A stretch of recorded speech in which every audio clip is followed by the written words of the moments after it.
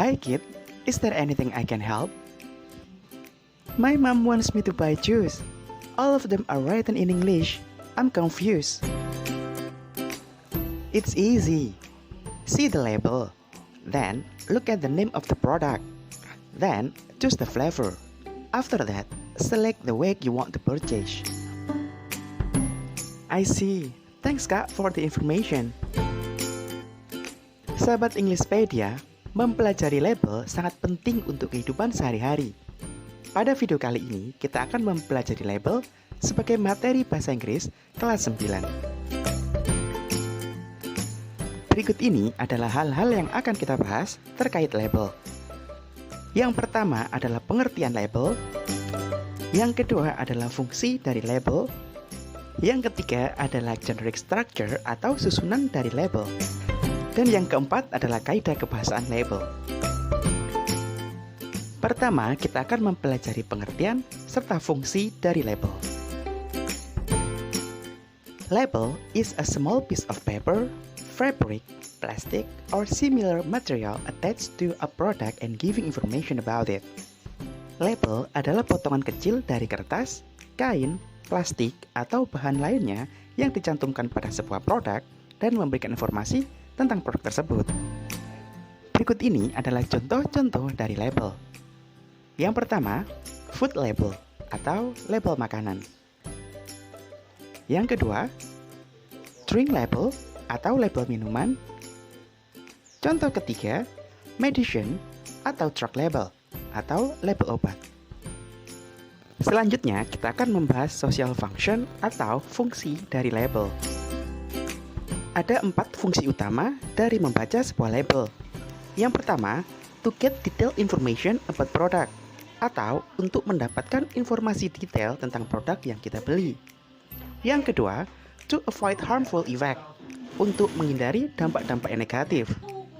Yang ketiga, to get the best result, untuk mendapatkan hasil terbaik dari apa yang mau kita beli. Dan yang terakhir, to choose healthy and safe product, untuk memilih produk yang aman dan sehat. Sahabat Englishpedia, itu adalah pengertian serta fungsi sosial dari label. Selanjutnya, kita akan mempelajari generic structure atau bagian-bagian dari label. Sahabat Englishpedia, di bagian ini kita akan mempelajari bagian-bagian dari label. Label memiliki beberapa bagian. Di antaranya adalah 1. Brand. Yang kedua, name of product. Ketiga, amount. Keempat, description. 5. Ingredients. 6. Direction to use. 7. Storage. 8. Expiration date. Selanjutnya, kita akan bahas masing-masing bagian secara terpisah. Bagian yang pertama adalah brand. Brand adalah merek dari sebuah produk. Brand biasanya dapat ditemukan di bagian paling atas dari sebuah label. Sementara contoh brand dari produk ini adalah Barshaalty. Kemudian, bagian yang kedua dari label adalah name of product. Name of product adalah jenis produk. Bagian ini biasanya ditemukan di bawah brand atau merek. Dalam contoh ini, name of product adalah juice. Kemudian, bagian yang ketiga adalah amount. Amount adalah net weight atau berat bersih. Bagian ini menunjukkan isi dari produk. Contoh dalam label ini adalah 64 fluid ounce or a half gallon or 1.89 liters. Bagian yang selanjutnya adalah description.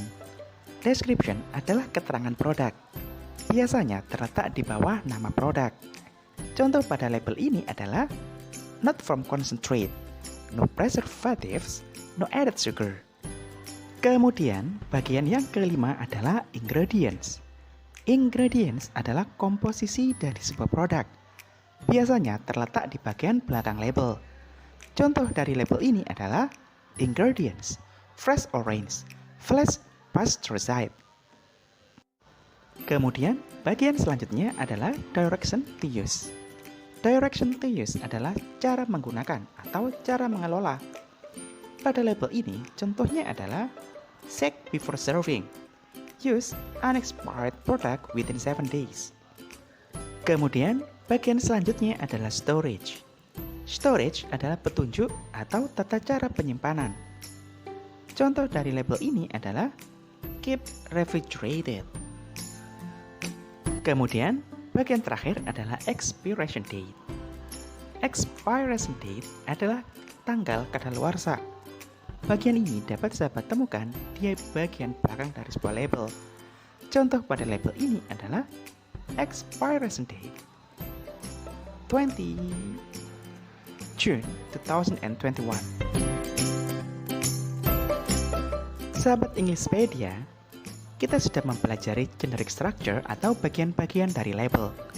Di bagian ini kita akan mempelajari language feature atau ciri kebahasaan yang digunakan dalam menyusun label. Language feature adalah kaidah kebahasaan. Dalam menulis label, ada beberapa kaidah kebahasaan yang harus sahabat perhatikan. Yang pertama adalah imperative sentence. Imperative sentence adalah suatu bentuk kata kerja yang digunakan untuk memberikan command atau perintah serta prohibition atau larangan. Sementara pattern atau pola kalimat yang digunakan untuk memberikan command atau kalimat perintah adalah verb 1 plus object. Contohnya adalah use the soft material.